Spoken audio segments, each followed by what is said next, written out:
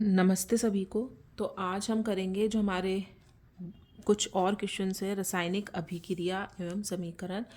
ये class 10th science का first chapter है फॉर राजस्थान बोर्ड के बच्चों के लिए। ठीक है, ये राजस्थान बोर्ड के बच्चों के लिए है। कुछ एक वीडियो मैं ऑलरेडी अपलोड कर चुकी हूँ and this is the second video and the last video कि हम कुछ क्वेश्चंस यहाँ पे डिस्कस करेंगे जो कि आपके एग्ज़ाम्स में आ सकते हैं। और इन क्वेश्चंस में आपके कुछ जो पहले लास्ट 10 ईयर्स में जो क्वेश्चंस पूछे गए हैं, कुछ प्रश्न वो भी मैंने यहाँ पे इंक्लूड किए हैं और वो प्रश्न रिपीट हो रहे हैं। ठीक है, तो यहाँ पे भी कुछ क्वेश्चंस आपको लगेगा रिपीट हो रहे हैं बार बार, लेकिन वो एक ही तरीके से अलग अलग तरीके से रिपीट हो रहे हैं। एक ही क्वेश्चन है लेकिन वो अलग अलग तरीके से लास्ट 10 ईयर्स में पूछे गए हैं। तो मैंने 2014 से लेकर तो आपके जो 2024 में जो लास्ट पेपर आया था वहाँ तक के यहाँ इसमें क्वेश्चंस इंक्लूड किए हैं। तो हम शुरू करते हैं हमारी रासायनिक अभिक्रिया एवं समीकरण का फर्स्ट क्वेश्चन। FeCl3 का FeCl2 में परिवर्तन कहलाता है। अब देखिए यहाँ पे एक जो Cl है उसकी संख्या कम हो रही है, 3 से किस पे जा रहा है, वो 2 पे जा रहा है। और Cl क्या होता है, एक ऋण विद्युतीय तत्व होता है। तो जब ऋण विद्युतीय तत्व की कमी होती है तो वो कहलाता है, या ऋण विद्युतीय तत्व निकलता है तो वो कहलाता है अपचयन। और ऋण विद्युतीय तत्व जुड़ता है तो वो कहलाता है ऑक्सीकरण। ये देखिए ऑक्सीकरण अपचयन की अभिक्रिया और इनकी परिभाषा। ऑक्सीकरण क्या होता है, वे अभिक्रियाएं जिनमें ऑक्सीजन या ऋण विद्युतीय तत्व का संयोग होता है, यानी कि ऑक्सीजन या ऋण विद्युतीय तत्व जुड़ता है, तथा हाइड्रोजन या विद्युत धनी तत्व का निष्कासन होता है, या हाइड्रोजन या विद्युत धनी तत्व का निकलना, ये होता है ऑक्सीकरण। MgO2 में ऑक्सीजन जुड़ रहा है तो ये ऑक्सीकरण हो जाएगा। Cl2 क्या है, ऋण विद्युतीय तत्व, ये जुड़ रहा है तो इसका ऑक्सीकरण हो जाएगा। और यहाँ पे देखिए आप, अपचयन क्या होता है, वे अभिक्रियाएं जिनमें किसी पदार्थ में हाइड्रोजन या धन विद्युतीय तत्व का योग होता है। ठीक है, हाइड्रोजन या कोई भी धन विद्युतीय तत्व का योग हो रहा है तो उसका अपचयन हो रहा है। ऑक्सीजन या ऋण विद्युतीय तत्व का निष्कासन भी अपचयन कहलाता है। इसको आप इस तरीके से भी बोल सकते हैं कि ऑक्सीजन निकलना, ये ऋण विद्युतीय तत्व का निकलना अपचयन होता है। जैसे FeCl3 में Cl3 से Cl2 पे जा रहा है तो FeCl3 में Fe का तो हो रहा है अपचयन, क्योंकि ऋण विद्युतीय तत्व Cl के निकलने के कारण FeCl2 का अपचयन हो रहा है। और यहाँ पे देखिए H2 में क्या हो रहा है, Cl जुड़ रहा है, यानी कि विद्युत ऋणी तत्व का संयोग, तो H2 का हो रहा है ऑक्सीकरण, इसका अपचयन और इसका ऑक्सीकरण। ठीक है, तो ये आप वर्ड ध्यान रखिएगा कि ऋण विद्युतीय तत्व कहीं निकल रहा है या जुड़ रहा है तो वो भी ऑक्सीकरण अपचयन की अभिक्रिया में ही आता है। अब जिसका लास्ट वीडियो मैंने एक लाइन गलत बोल दी थी, जिसका ऑक्सीकरण होता है वो होता है अपचायक पदार्थ। ये देखिए हाइड्रोजन सल्फाइड में से ऑक्सीजन जुड़ रही है तो मतलब इसका ऑक्सीकरण हो रहा है। तो ऑक्सीजन यहाँ पे क्या काम कर रही है, ऑक्सीकारक पदार्थ के रूप में काम कर रही है। इसका ऑक्सीकरण हो रहा है, बट किसके कारण हो रहा है, ये ऑक्सीकारक पदार्थ के कारण। ठीक है, जिसका ऑक्सीकरण हो रहा होता है वो होता है अपचायक पदार्थ, और जिसका अपचयन हो रहा होता है वो होता है ऑक्सीकारक पदार्थ। ठीक है, ऑक्सीकरण अपचयन आपको क्लियर है कि क्या होता है। तो यहाँ पे क्या हो रहा है, आपके अपचयन हो रहा है। सेकंड क्वेश्चन है 2Mg + O2 2MgO बन रहा है। इस अभिक्रिया में मैग्नीशियम धातु का हो रहा है, ऑक्सीजन क्या हो रहा है, जुड़ रही है, तो मैग्नीशियम का ऑक्सीकरण हो रहा है, मैग्नीशियम ऑक्सीकृत हो रही है।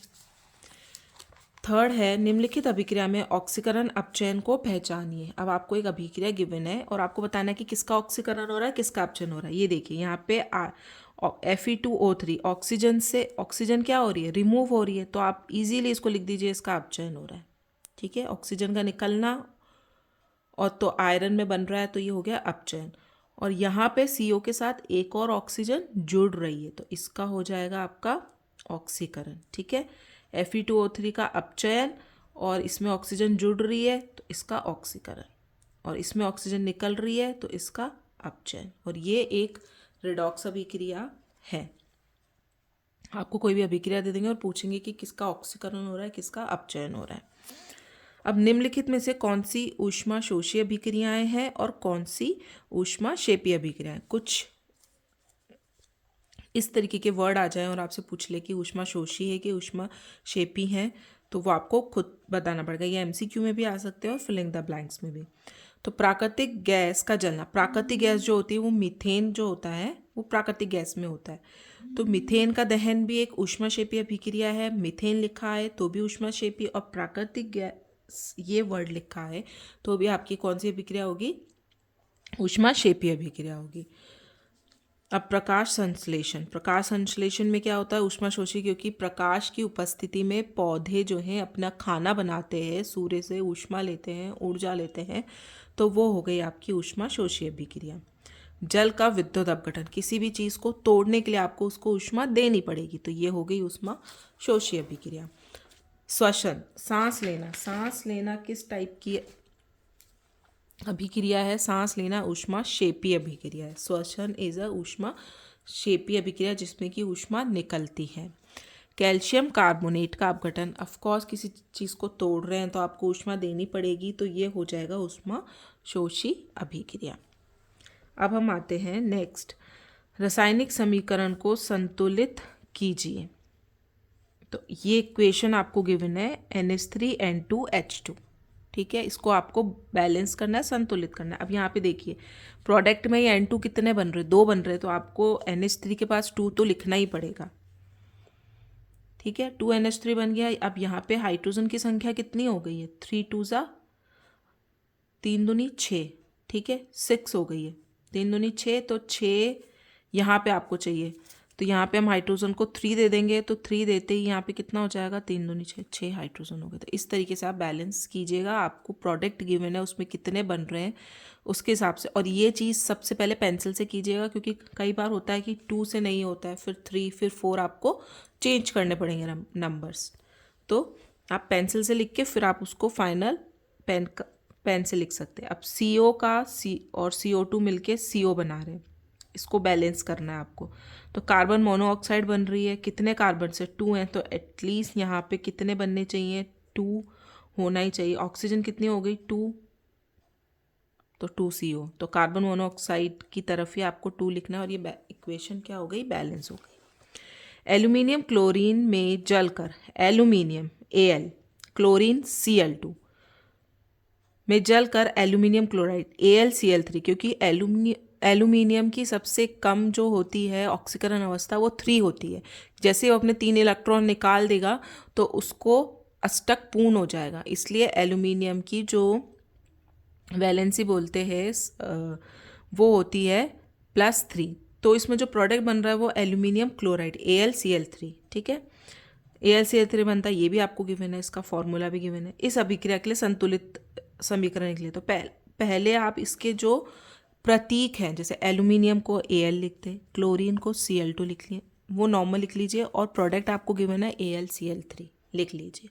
अब Al यहाँ पे कितने हैं, 1, यहाँ पे 2 है, यहाँ पे भी 1 है, ठीक है, यहाँ पे Cl2 कितने हैं, 2, और यहाँ पे आ रहे हैं 3, तो मतलब इनको बैलेंस करना पड़ेगा। इसको बैलेंस करने के लिए 3 यहाँ पर है तो हम इसको 3 से मल्टीप्लाई कर देते हैं, 3 2 ज़ा 6, और इसको 2 से कर देते हैं, तो ये 3 2 ज़ा 6। अब यहाँ पे एल्यूमिनियम 2 हो चुके हैं तो हमको यहाँ पे भी क्या करना पड़ेगा, 2 करना पड़ेगा।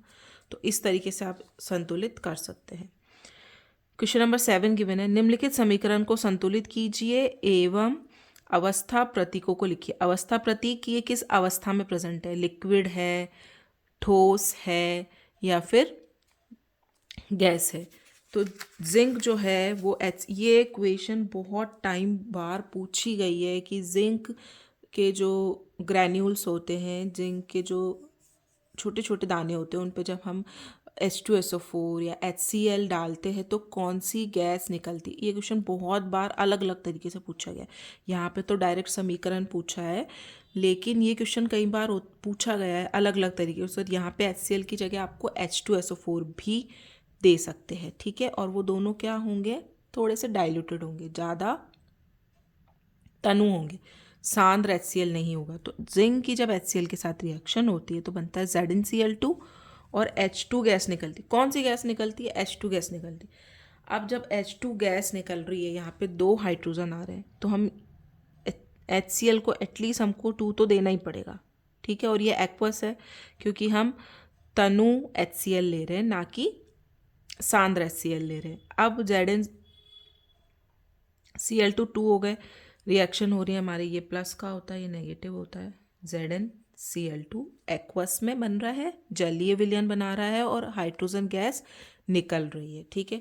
तो ये इक्वेशन आप बहुत ध्यान रखिएगा कि H2SO4 और HCl दोनों में से किसी से भी पूछी जा सकती है।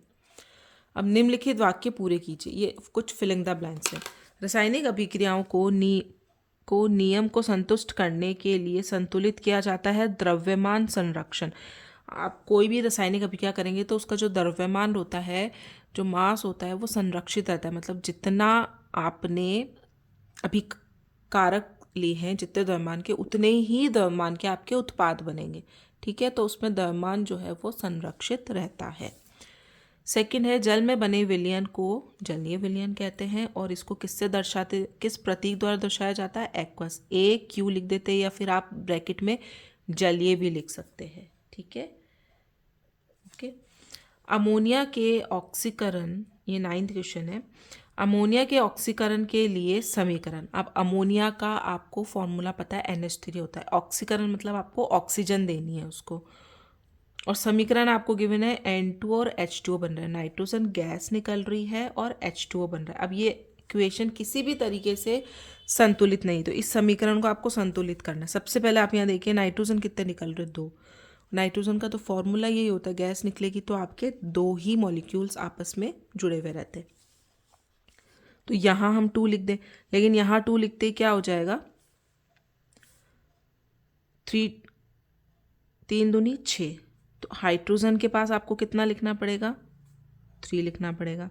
फिर यहाँ 3 लिखते ही ऑक्सीजन 3 हो गए, 3 होते ही यहाँ पे फिर आपके कितने हो गए, 2 ही रह गए। तो हम नाइट्रोजन का फॉर्मूला सबसे कम वाला N2 होता है, तो इसका हम जस्ट डबल कर देते हैं, यहाँ पे लिख देंगे 2, कितने हो गए 4। तो हम यहाँ कितना लिख सकते हैं, 4NH3, तो 2N2 निकल गया हमारा। हाइड्रोजन हो गए 3 दूनी 4 3 12। तो यहाँ पे हाइड्रोजन आपको लिखने हैं 6 2 12, तो 6 दूनी 12, 6H2O। और ऑक्सीजन कितने हो गए, 6, मतलब कि यहाँ पे आपको लिखना है 3O2, ठीक है। तो 4NH3 प्लस 3O2 बनाते हैं 2NO2 प्लस 6H2O। जहाँ तक हो सके आप बैलेंस्ड इक्वेशन ही याद कीजिए। अगर फिर भी थोड़ा बहुत ऊपर नीचे रहे तो आप वहाँ पे बैलेंस कर लीजिए, संतुलित कर लीजिए। लेकिन हो सके तो आप एक संतुलित अपनी जो समीकरण है उसको दिमाग में रखिए कि यहाँ पे मिनिमम कितना नंबर आएगा। 4 से ऊपर नंबर नहीं जाने वाला है, क्योंकि समीकरण जो संतुलित करने के लिए आएगी वो छोटी से छोटी ही आएगी, ठीक है। तो इसको संतुलित करेंगे 4NH3 3O2 और बनाते हैं नाइट्रोजन और जल 6H2O। क्वेश्चन नंबर 10 है, निम्नलिखित अभिक्रियाओं के लिए संतुलित रासायनिक समीकरण लिखिए। कुछ अभिक्रियाओं के नाम दिए गए हैं अभिकारकों के, आपको उनको सिंबल के रूप में, प्रतीकों के रूप में लिखना है। कैल्शियम हाइड्रोक्साइड CaOH का होल ट्वाइस होता है, प्लस रिएक्शन हो रही है कार्बन डाइऑक्साइड के साथ और बन क्या रहा है, कैल्शियम कार्बोनेट CaCO3 और जल। ये जो सब लिखा हुआ है इनके नॉर्मल फॉर्मूले आपको पता होनी चाहिए, क्योंकि ये सबसे बेसिक फार्मूलाज है जो आप 9th स्टैंडर्ड से पढ़ते आ रहे हैं, ठीक है। ये हो गया आपके अभिक्रिया का संतुलित समीकरण। अब है एल्यूमिनियम Al होता है, कॉपर क्लोराइड CuCl2 होता है, तो एल्यूमिनियम क्लोराइड AlCl3 और कॉपर निकल रहा है। तो यहाँ पे Cl3 कितने हो गए, 3 हो चुके हैं ऑलरेडी। तो यहाँ पे हमको कितने करने पड़ेंगे, 3 तो देने ही है। तो 3Cu निकल चुका है, 2Al, तो 2AlCl3 एंड 3CuCl2, तो 2AlCl3 प्लस 3Cu, 3 दूनी 6, 3 दूनी 6, ठीक है। क्लोरीन के 6 मॉलिक्यूल हैं आपके पास। और जिंक प्लस सिल्वर नाइट्रेट बनाते हैं, जिंक नाइट्रेट और सिल्वर, ये भी कई बार पूछी गई है क्वेश्चन। जिंक की जब आप जिंक ग्रैन्यूल्स, ठीक है, उनकी रिएक्शन जब सिल्वर नाइट्रेट AgNO3 के साथ करवाई जाती है तो जिंक नाइट्रेट बनता है ZnNO3 का होल ट्वाइस, क्योंकि जिंक की जो ऑक्सीकरण अवस्था होती है वो होती है +2। ये बन रहा है आपका एक्वस सॉल्यूशन। और सिल्वर जो है आपकी एज ए सॉलिड निकल जाएगी। जिंक इसके साथ एक्वस सॉल्यूशन बनाएगा और 2Ag आपके रिमूव हो जाएंगे, ठीक है। ये हो गई इसकी संतुलित समीकरण। अब यहाँ पे कुछ क्वेश्चंस लिखे हुए हैं। रिडॉक्स अभिक्रिया का एक उदाहरण दीजिए। रिडॉक्स अभिक्रिया जिसमें ऑक्सीकरण भी हो रहा है और अपचयन भी हो रहा है। एक क्वेश्चन और मैं यहाँ पे डिस्कस करना चाहती हूँ, ये शायद आपके अभी मॉडल पेपर्स में आया है। लोह चूर्ण पर तनु HCl, लोह चूर्ण पर डाइल्यूटेड HCl, तनु मतलब जिसमें पानी मिला हुआ है, डालने से क्या होता है? सही उत्तर पर निशान लगाइए। लोह चूर्ण पे HCl आप डालेंगे तो FeCl2 बन जाएगा और हाइड्रोजन गैस निकलेगी। ये चीज़ बहुत अच्छे से ध्यान रखनी कि कौन सी गैस रिमूव हो रही है। हाइड्रोजन गैस रिमूव हो रही है तो पहले H2 को निकाल दीजिए, बाकी जो बचे उन दोनों में अभिक्रिया हो जाएगी और आपका उत्पाद बन जाएगा FeCl2। तो ऑक्सीजन में ऋण विद्युतीय तत्व जुड़ रहा है तो उसका ऑक्सीकरण हो रहा है, सॉरी आयरन में, तो FeCl2 बनेगा और हाइड्रोजन गैस निकल जाएगी। तो हाइड्रोजन गैस व आयरन क्लोराइड बनता है। एक क्वेश्चन ये हो गया आपका। अब रिडॉक्स अभिक्रिया के बारे में आपको लिखना है। रिडॉक्स अभिक्रिया का एक उदाहरण जिसमें ऑक्सीकरण अपचयन दोनों हो रहे हैं, तो इसका आंसर क्या होगा?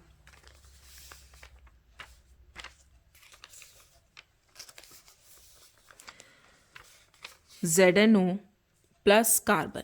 ZnO जो है वो कार्बन की उपस्थिति में गर्म किया जा रहा है, ठीक है। ये आपको याद करना पड़ेगा। एक रिडॉक्स अभिक्रिया का उदाहरण, जिंक ऑक्साइड कार्बन के साथ जब ऊष्मा के उपस्थिति में गर्म किया जाता है तो जिंक का क्या हो जाता है? अपचयन, क्योंकि ऑक्सीजन निकल रहा है और ये ऑक्सीजन जाएगा कार्बन के पास, तो कार्बन का हो जाएगा ऑक्सीकरण कार्बन मोनोऑक्साइड में। तो zinc oxide plus carbon, zinc and carbon monoxide, zinc oxide का अपचयन हो रहा है जिंक में और कार्बन का ऑक्सीकरण हो रहा है कार्बन मोनोऑक्साइड में। ना क्वेश्चन नंबर 12, सोडियम हाइड्रोक्साइड की जिंक, ये देखिए ये क्वेश्चन भी बहुत इंपॉर्टेंट है, ये बहुत बार रिपीट हुआ है और हो सकता है अभी हाफ ईयरली में भी आ जाए। आपके हाफ ईयरली स्टार्ट हो रहे हैं सैटरडे से, तो हो सकता है हाफ ईयरली में भी आ जाए, लेकिन ये क्वेश्चन बहुत बार रिपीट हुआ है। सोडियम हाइड्रोक्साइड NaOH की जिंक धातु जिंक Zn से होने वाली अभिक्रिया से निकलने वाली गैस का नाम बताइए। तो सबसे पहले गैस का नाम आपको बताना है और अभिक्रिया का फिर समीकरण लिखना है।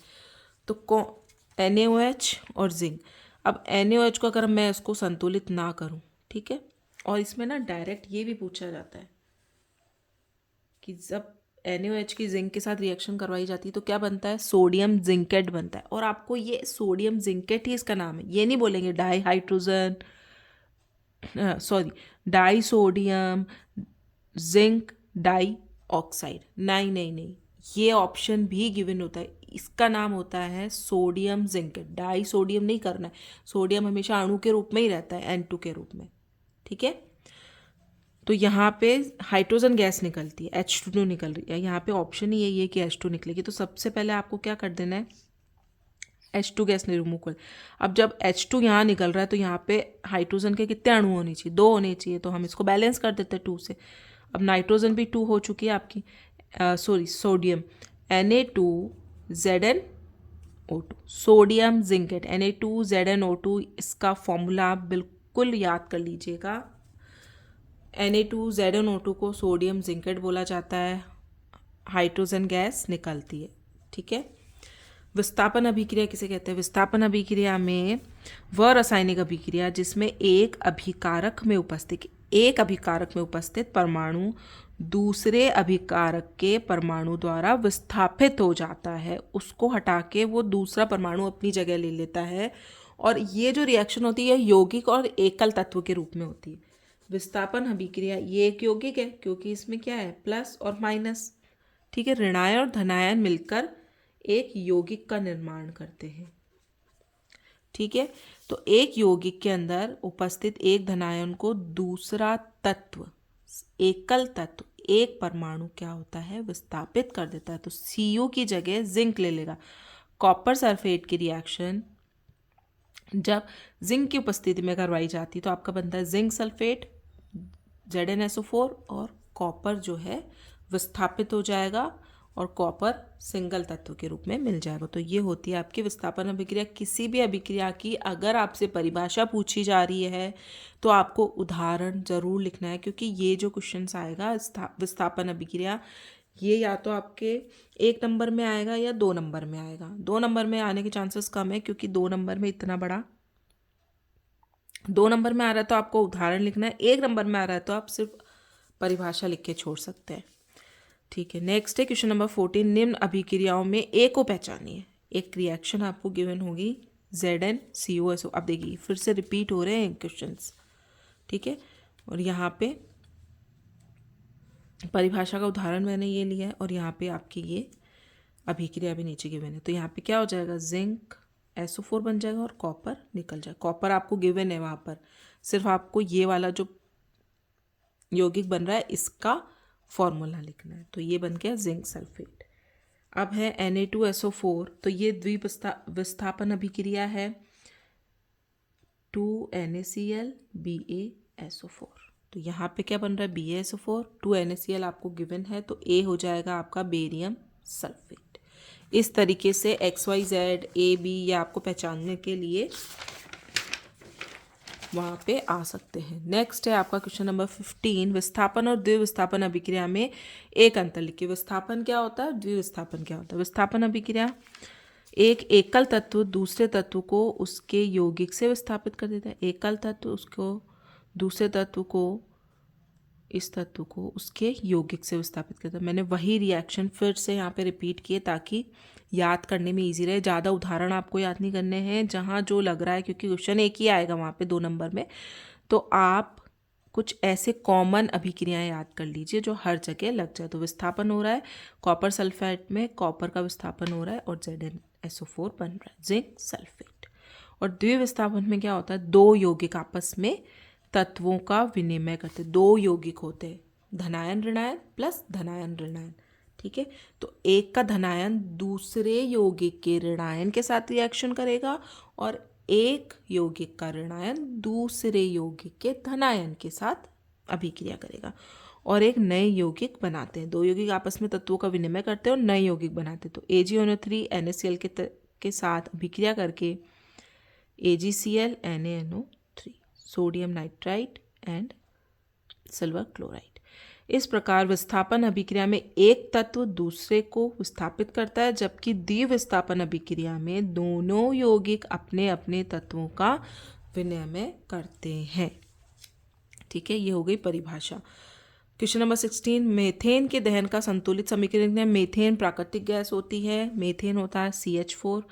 दहन मतलब ऑक्सीकरण हो रहा है, ऑक्सीजन देंगे हम तो कार्बन डाइऑक्साइड और जल बनता है। जब भी मीथेन का दहन किया जाता है कार्बन डाइऑक्साइड और जल बनता है। अब इसको बैलेंस करने के लिए यहाँ पे 4 हाइड्रोजन है, 2 आ चुके हैं तो 2H2O CO2। तो ये अभिक्रिया एक ऊष्माक्षेपी अभिक्रिया होती है, ठीक है।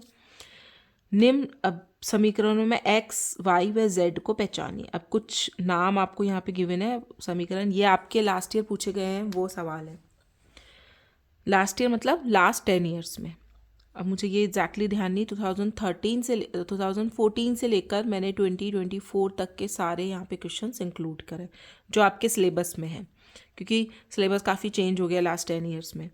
निम्न समीकरणों में XYZ को पहचानिए। कॉपर की कार्बन डाइऑक्साइड की उपस्थिति में, नमी की उपस्थिति में जब रिएक्शन होती है तो एक हरा पदार्थ बनता है। अब आपको पता है हमारे घर में जो कॉपर के बर्तन होते हैं वो कई बार हल्के हल्के से ना हरे हरे से हो जाते हैं, हरे रंग के होते, काले रंग के नहीं होते। चांदी काले रंग की होती है।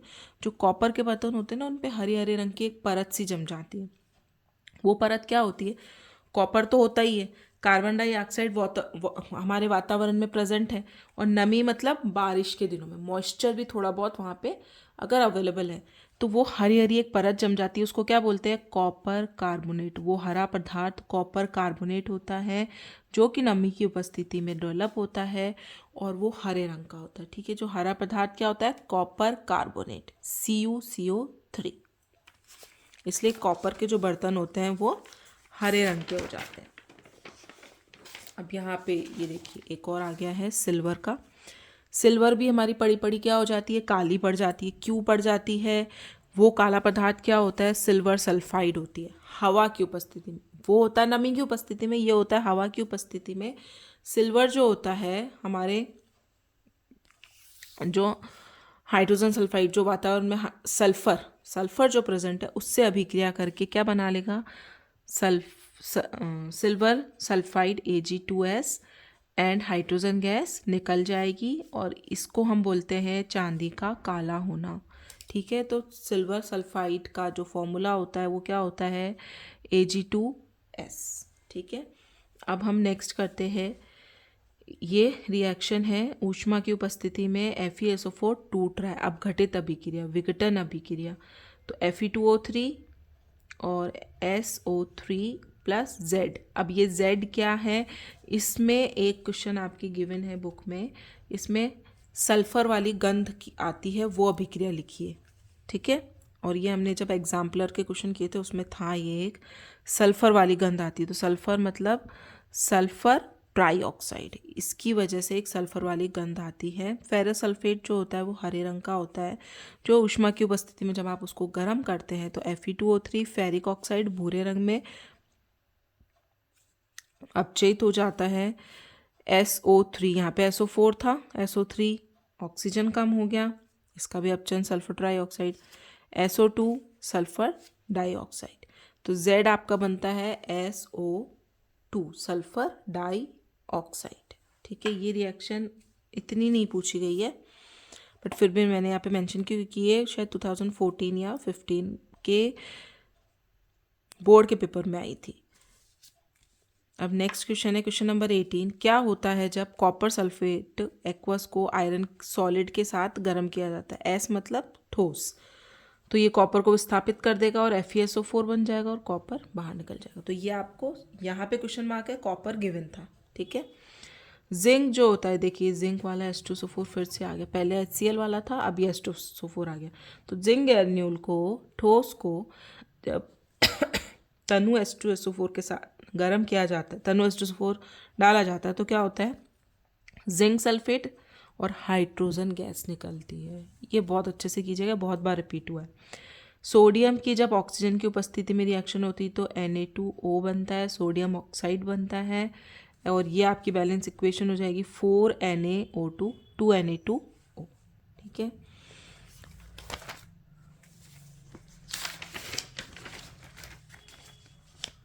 क्वेश्चन नंबर 20 आपको गिवन है, मैग्नीशियम की जब नाइट्रोजन की उपस्थिति में नाइट्रोजन गैस प्रवाहित की जाती है, गर्म किया जाता है मैग्नीशियम को नाइट्रोजन की उपस्थिति में, तो संयोजन अभिक्रिया होती है और बनता है मैग्नीशियम नाइट्राइड और आयोडीन, यहाँ पे आयोडीन नहीं निकल रहा, सॉरी ये नीचे का लिख दिया, तो बनता है आपका मैग्नीशियम नाइट्राइड। ये मैग्नीशियम नाइट्राइड का सिर्फ फॉर्मूला कई बार पूछा गया है कि मैग्नीशियम और नाइट्रोजन की जब अभिक्रिया करवाई जाती है तो कौन सा पदार्थ बनता है, उस पदार्थ का नाम बताइए, तो वो बनता है मैग्नीशियम नाइट्राइड। ठीक है, Mg3N2, इसका फॉर्मूला भी आपको पता होना चाहिए, मैग्नीशियम नाइट्राइड Mg3N2, और ये एक संयोजन अभिक्रिया है। नेक्स्ट है, आपको ये दोनों अभिक्रिया रिटर्न गिवन है, आपको सिर्फ ये बताना है कि कौन सी अभिक्रिया, संयोजन अभिक्रिया या विस्थापन अभिक्रिया।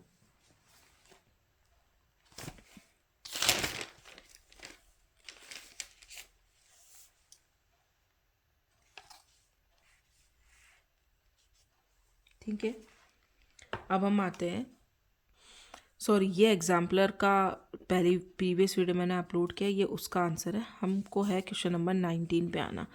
अभिक्रिया CuO हाइड्रोजन के साथ अभिक्रिया, ये आपको गिवन है H2 और कॉपर बन रहा है, में किस पदार्थ का ऑक्सीकरण हो रहा है, किस पदार्थ का अपचयन हुआ, ये भी कई बार पूछी गई है।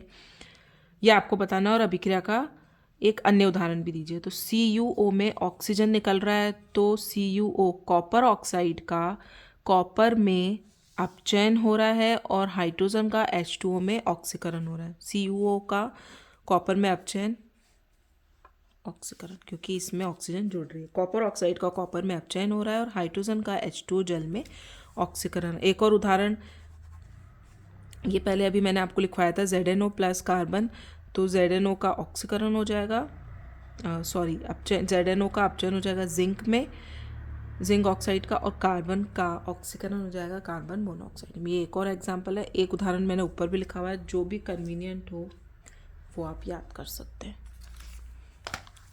Now question number 20।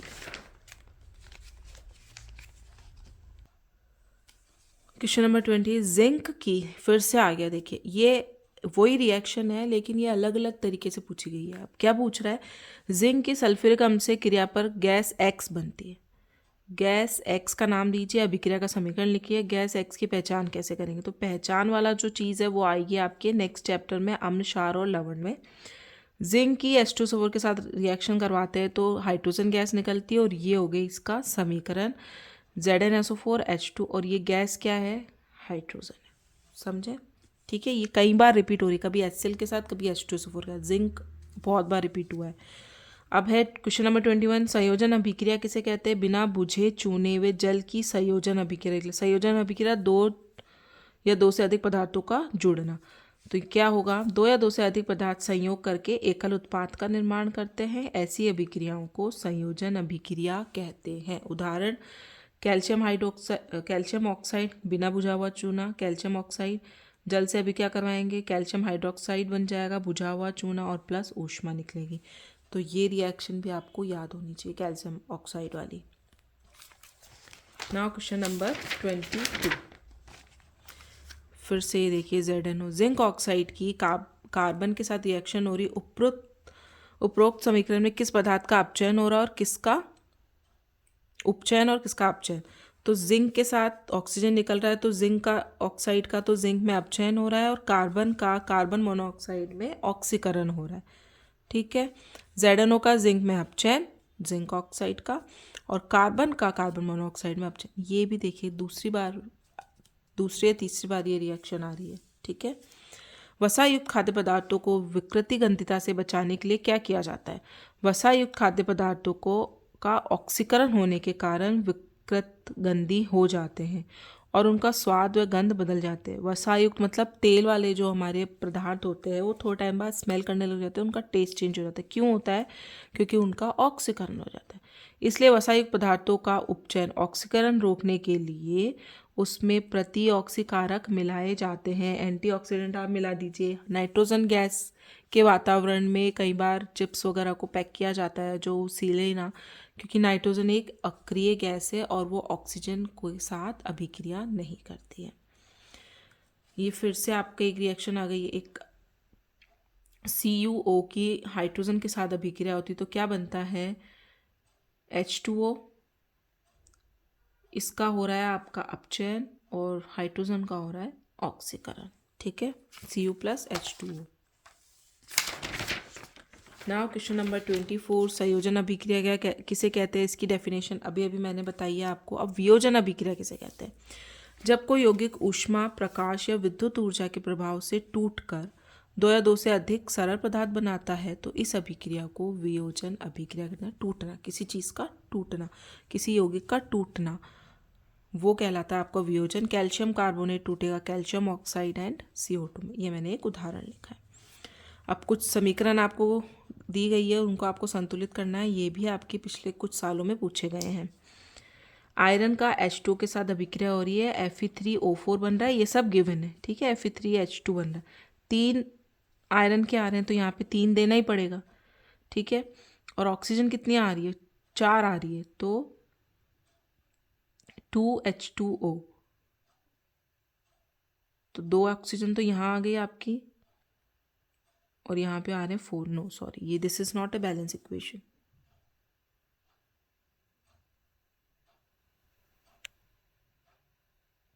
ओके, यहाँ पे ये Fe3O4 नहीं है, Fe3O2 है, ये क्वेश्चन ही गलत था। तो Fe3O2 तो बन जाएगा आपका बैलेंस्ड इक्वेशन में, ये तो गिवन है, ये मतलब O2 तो गिवन था, तो यहाँ पे आपके हो गए 2H2, ठीक है, हाइड्रोजन गैस निकल रही। अब NH3 कॉपर ऑक्साइड के साथ रिएक्शन करके, कॉपर एक ही है, नाइट्रोजन 2 है, तो यहाँ पे आपको 2 लिखना ही पड़ेगा, तो 2 तिया 6, मतलब हाइड्रोजन कितने हो गए आपके पास, अभी 6 हो चुके हैं, तो यहाँ पे 3H2 हो जाएगा, ठीक है। नाउ और ऑक्सीजन ओके 3, तो 3CuO, क्योंकि यहाँ पे भी ऑक्सीजन आपको 3 करना पड़ेगा, तो कॉपर भी कितने हो जाएंगे 3। अब NaOH की H2SO4 के साथ रिएक्शन करेंगे तो Na2SO4 और H2O, वाटर निकल गया, तो H2 में भी 2H2O तो निकल रहा है आपका यहाँ पे, तो आपको कितना देना पड़ेगा, 2NaOH की H2SO4 के साथ रिएक्शन होंगे तो Na2SO4 बनेगा एंड 2H2O वाटर निकल जाएगा। और यहाँ पे ये कंप्लीट, और क्वेश्चंस जो मैंने लिखे थे वो होते हैं। ये चैप्टर आपका कंप्लीट हो चुका है, जितने भी प्रश्न आपसे पूछे जा सकते हैं एग्जाम में वो सारे यहाँ पे कंप्लीट हो गए हैं। नेक्स्ट वीडियो में हम करेंगे नेक्स्ट चैप्टर हमारा अम्ल, क्षार और लवण, और वो चैप्टर है आपके 7 नंबर का, ठीक है। तो यहाँ पे question chapter 1 has been completed. Next video करेंगे। Thank you.